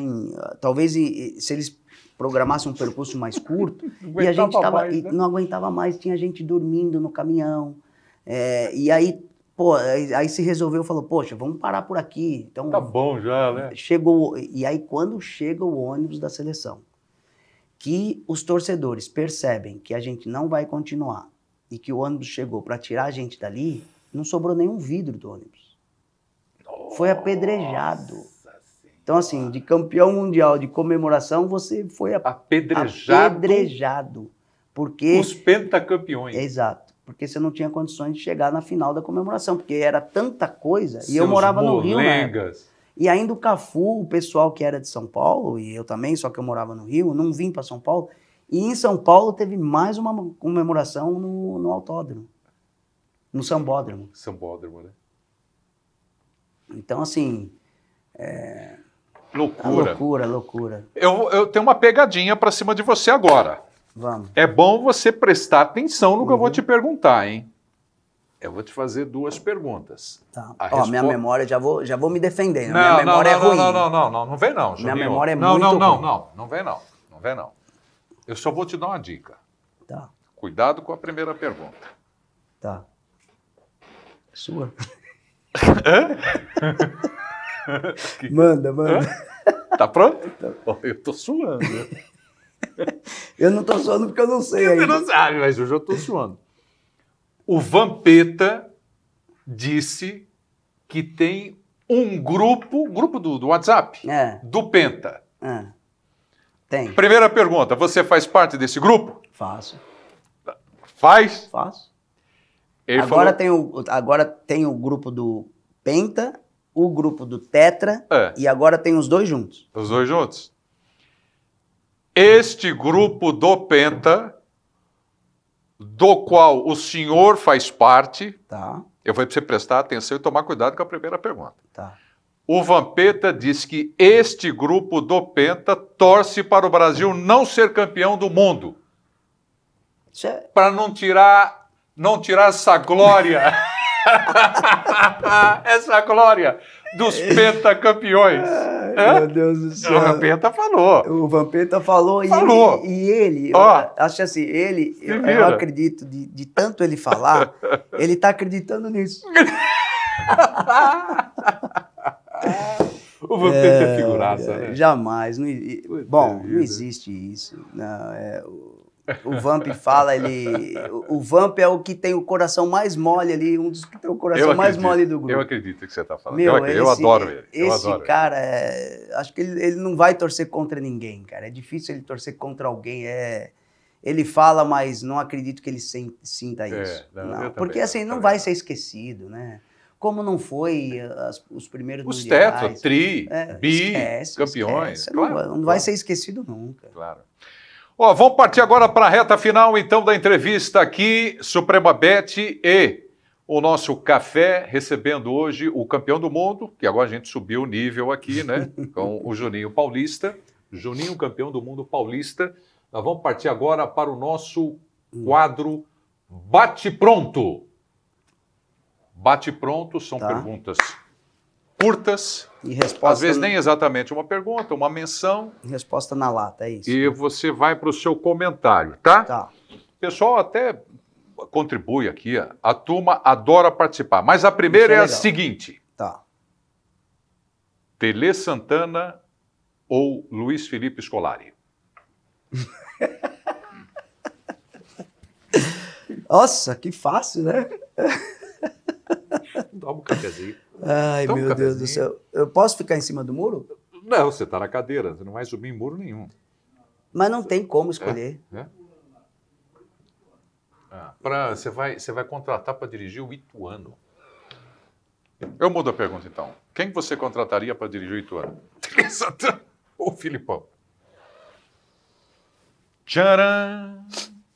É difícil? Vamos lá, para os jogadores. É difícil? Para os jogadores, é muito difícil. São 2 estilos diferentes. Você quer passar ela para o final? 2 estilos diferentes. Eles têm a mesma qualidade que eu vi em poucos. Gestão de grupo. Tanto do Filipão como o Tele. E o Tele os 2 são disciplinadores. Né? Os 2 são disciplinadores. O Tele é até um pouquinho mais chato que o Filipão. em termos de pegar no pé. Tele, né? O Filipão ainda, às vezes, ele conversa mais, o Tele era mais rígido. Exigente. Eu peguei o Tele muito jovem também, né? O Filipão eu já peguei com um pouco mais de experiência. Mas, vamos lá, para não ficar em cima do muro, quem eu contrataria pro Ituano? O estilo do Ituano e os jogadores que o Ituano teria, o Filipão. Filipão? Ia fazer lá a família de Itu. E ser competitivo, né? Assim, eu sou fã dele também. O Tele ele era um jogo mais vistoso. O Tele gostava de jogar. Bom, vide o time do São Paulo, né? E da Copa que ele dirigiu também nos anos 80. CR7 ou Messi? Vixe, disparado o Messi. Mas nem se compara. Não larga? Na minha opinião, nem se compara. Talento de um e talento do outro. Você está ofendido com a minha pergunta? Não. Porque eu fico assim, porque o CR7, Cristiano Ronaldo, ele tem todos os méritos de ser considerado um dos maiores aí da história. Agora, em termos de jogador de futebol, não se compara a Messi, a Neymar, a Zico, jogador de futebol. Ele vai chegar a 1000 gols, cara. Goleador. É um dos melhores goleadores da história. Agora, falar de jogador de futebol... Lionel. É Lionel. Lionel Messi. Comparação... O Lionel acho que ganharia de quase todos, né? Dessa geração aí que eu vi, ganharia de quase todos. O Messi? O Messi. Neymar ou o Ronaldinho Gaúcho? Tem pergunta fácil aí? Tem? É a próxima. A próxima? A próxima. Ai, cara... É difícil, assim, a gente está falando dos extraterrestres, né? Então, assim, já são considerados lá de cima, né? Mas tem que falar um? Posso? Tem que falar um? Você que sabe, você é convidado. Não, eu acho os dois, assim, espetaculares. Não vou ser intransigente com você. Estou te recebendo para tomar um café aqui. Não, comigo. Assim... Aí, eu acho que assim... Já sei, você vai falar de características. Tiveram períodos. Diferentes? Diferentes. Você achou a resposta? Aí períodos diferentes. Um período eu vou achar o Ronaldinho, o outro período eu vou achar o Neymar. Diferentemente do Messi e do Cristiano Ronaldo. Tá. Bom, essa agora eu já sei a sua resposta, até porque você já falou aqui no programa. Qual? Romário ou Ronaldo? Tá vida. O Romário... Baixinho, não fica você bravo. Você consagrou o Romário. Não, ele me consagrou, né? Vai ficar doido. Ele me ajudou. Eu vou mandar no WhatsApp deles aí. Cara, o Romário é espetacular. Você sofreu os pênaltis da virada histórica do século. Não, mas você consagrou ele. São outra situação também, assim. Vamos lá, aí são 2 pontos. O Ronaldo, na minha opinião, mais completo. Agora, se você for falar dos últimos 15 metros, aí é difícil. Aí é difícil, porque o Romário, nos últimos 15 metros, naquele arranque final, na finalização, no posicionamento dentro da área, na inteligência de fazer o gol... Matador. Putz, é complicado você escolher o Ronaldo nessa situação. Se você tivesse saindo da Lua... Agora, voltando ao Brasil, com um par de chuteiras debaixo dos braços, para jogar onde você quisesse, em que lugar que você ia descer? Em que país? E em que clube?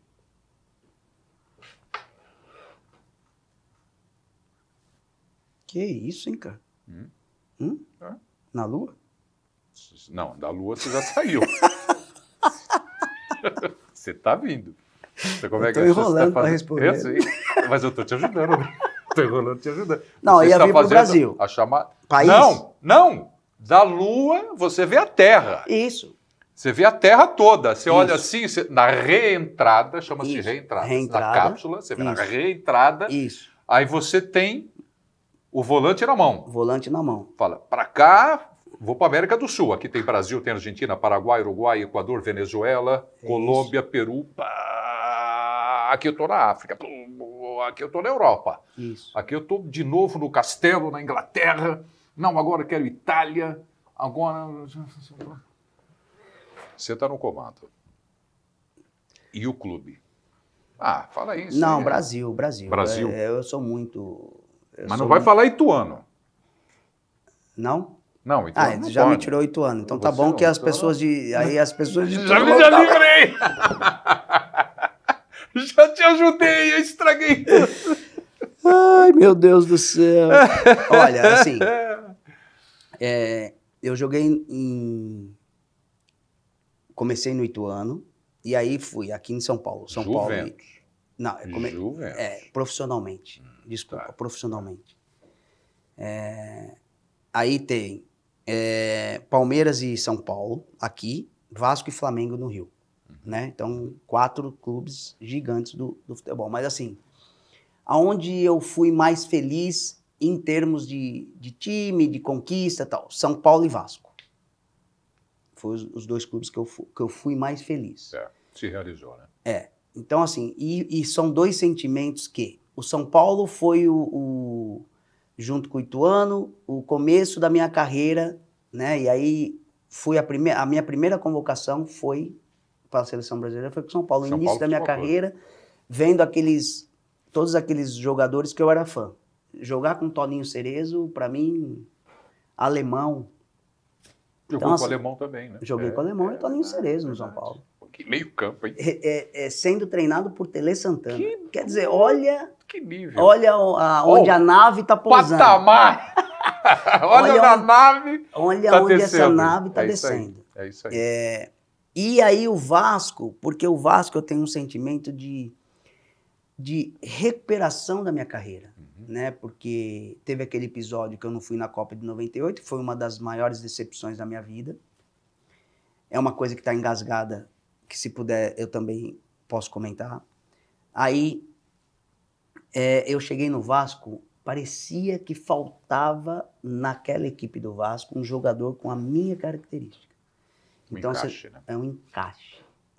E também um dos grandes treinadores que eu tive na carreira, que é o Oswaldo de Oliveira. Né? Ótimo. E ele era o treinador do Vasco naquela época. E depois que veio o Papai Joel. O Joel, no final. Mas, então, assim, é muito difícil a minha escolha. Então, a nave tem aquela cápsula, então estaria 2 cápsulas, eu pousaria nesses 2. Entendi. Bom, você deixou a bola quicando para mim, né? Tá. Você, como um baita de um meia de assistência, você deixou a bola quicando para eu falar o grande desapontamento, enfim, tristeza da sua vida, da sua carreira profissional. Pietro, eu não tive coragem, porque eu peguei o Zagallo depois, numas condições de saúde não muito boas, eu não tive coragem de perguntar. Por que eu te falo isso? Porque eu estive na seleção brasileira durante esses 3 anos. Zero, as pessoas até perguntam, 0 de influências externas para o treinador da seleção convocar os atletas. Né? Então, eu posso falar pelo meu período. E eu acredito que o Gilmar Rinaldi, que é muito meu amigo, o Edu Gaspar, que também não tiveram esse tipo de problemas. Então, assim, 0 influência em convocações de treinador. O treinador da seleção brasileira convoca quem ele quer, quem ele achar que deve convocar. Debruça e faz a lista. E faz, junto à comissão técnica, mas 0 influência de presidente, de empresário, 0. Na minha época, eu tenho essa dúvida. Por quê? Porque eu era titular da seleção, eu tive a lesão, me recuperei da lesão, em tempo recorde de 3 meses, joguei 2 jogos, Mallorca fora, inclusive estava Lídio Toledo, o Paixão, que era o preparador físico. Paulo Paixão. Paulo Paixão, Lídio Toledo e mais alguém. Memória, falei que a minha memória... Américo? Não, Américo. Não foi o Américo. O Américo não foi. Me ver jogar contra o Mallorca. E aí me viram jogar e tal. Claro, obviamente que eu não joguei bem, que eu estava parado 3 meses, mas fisicamente consegui jogar. Uhum. E depois fiz o jogo do Barcelona antes da convocação. E para mim, o Lídio Toledo tinha falado que ele iria passar para o Zagallo, que eu estava bem. Ok. O Paulo Paixão também. E eu me lembro que eu estava ao vivo, eu estava no Atlético de Madrid, eu estava em Madrid, numa rádio ao vivo, no momento da convocação. E o Zagallo foi falando os nomes.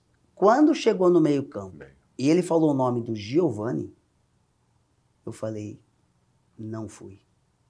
Ali você sentiu que estava fora. Ali eu senti, me ferrei.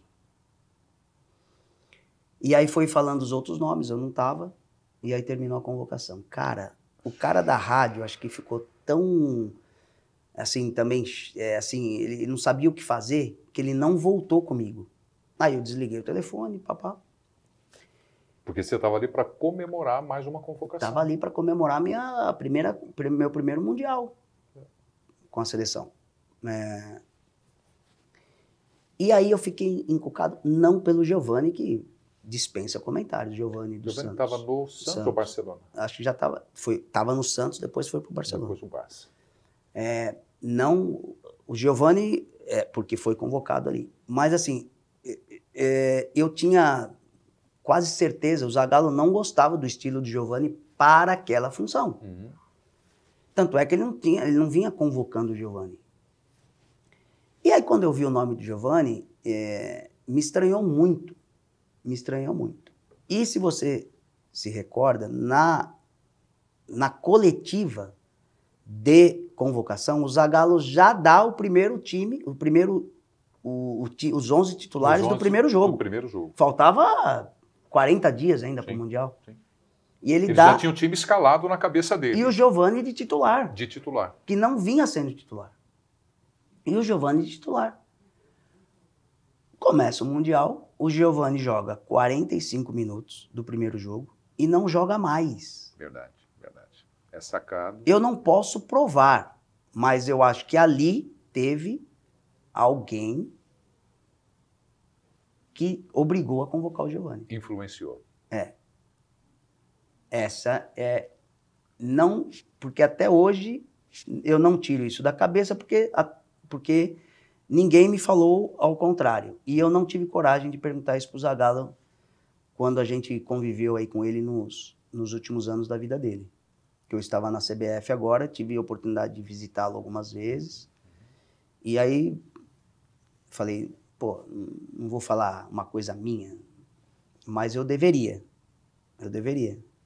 Porque eu vou levar isso comigo, essa incerteza. Eu penso dessa maneira, mas não possa ser a verdade. Mas é a verdade da minha cabeça. Quem era o grupo da seleção? Você falou do médico, Dr. Lídio Toledo. Isso. Tinha Paulo o Zico, Paixão, e o meu pai, o Paulo Paixão, preparador. O Zico fazia parte dessa comissão. O Zico, eu ia chegar nele. E o meu pai, a opinião do meu pai, ele acha que teve muita influência do Zico nessa decisão. Eu já não tenho essa certeza. Porque o Zico passou como jogador por isso na Copa de 86. E ele foi para a Copa sem condições. Sim. Né? Sim. E ele teve essa experiência com ele. E aí, talvez, ele fazendo parte da comissão técnica, ele falou, porra, o Juninho tá 3 meses parado. 3 meses e pouco parado. Ele vai vir, a gente não sabe como é que ele vai estar. Né? Então, talvez vai ser o Juninho de que estava sendo convocado. Então, pode ser, sim, que tenha tido esse tipo de entendimento, de entendimento. Mas o que eu fico chateado e triste é de eles não terem me dado a oportunidade, sendo eu um dos titulares da equipe até então, porque eu tinha mais 40 dias de preparação. Uhum. A gente tinha mais 40 dias de preparação. Você já tinha voltado a jogar? Eu já tinha jogado 2 jogos. 2 jogos, o Barcelona e o Mallorca. Fora todo o momento Fora de todo trabalho, momento de- transição, até fazer o primeiro até jogo fazer o contra o primeiro Mallorca. jogo do Claro, Mundial. Então, claro, assim, enfim, claro. essa são as coisas que acontecem na nossa carreira que fica mágoas, né? Como ficou do Michel Salgado.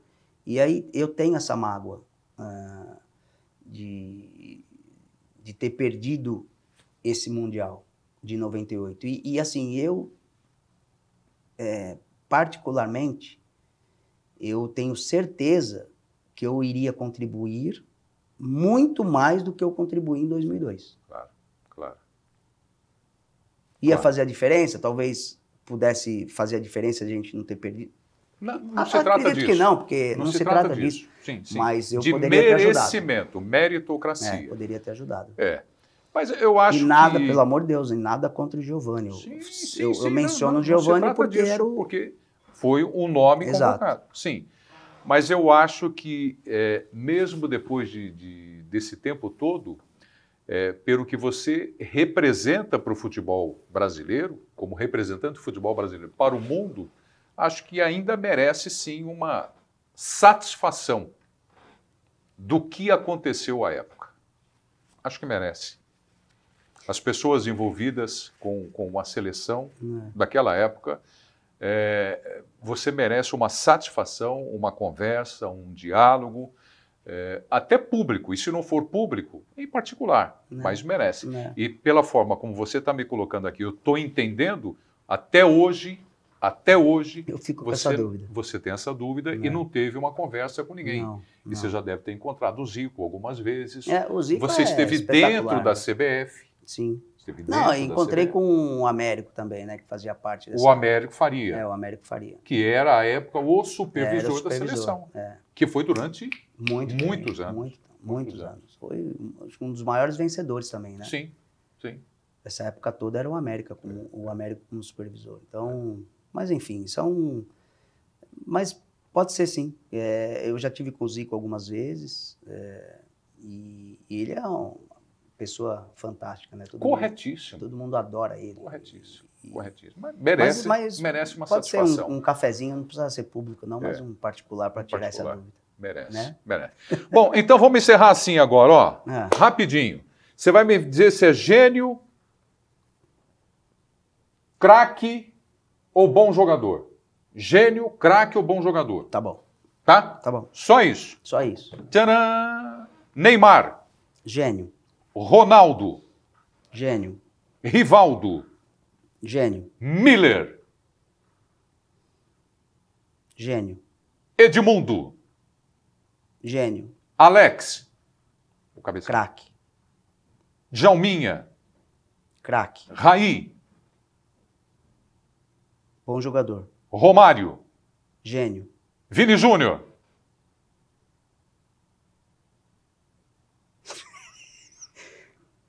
Craque. E agora, para encerrar, Juninho Paulista. Craque.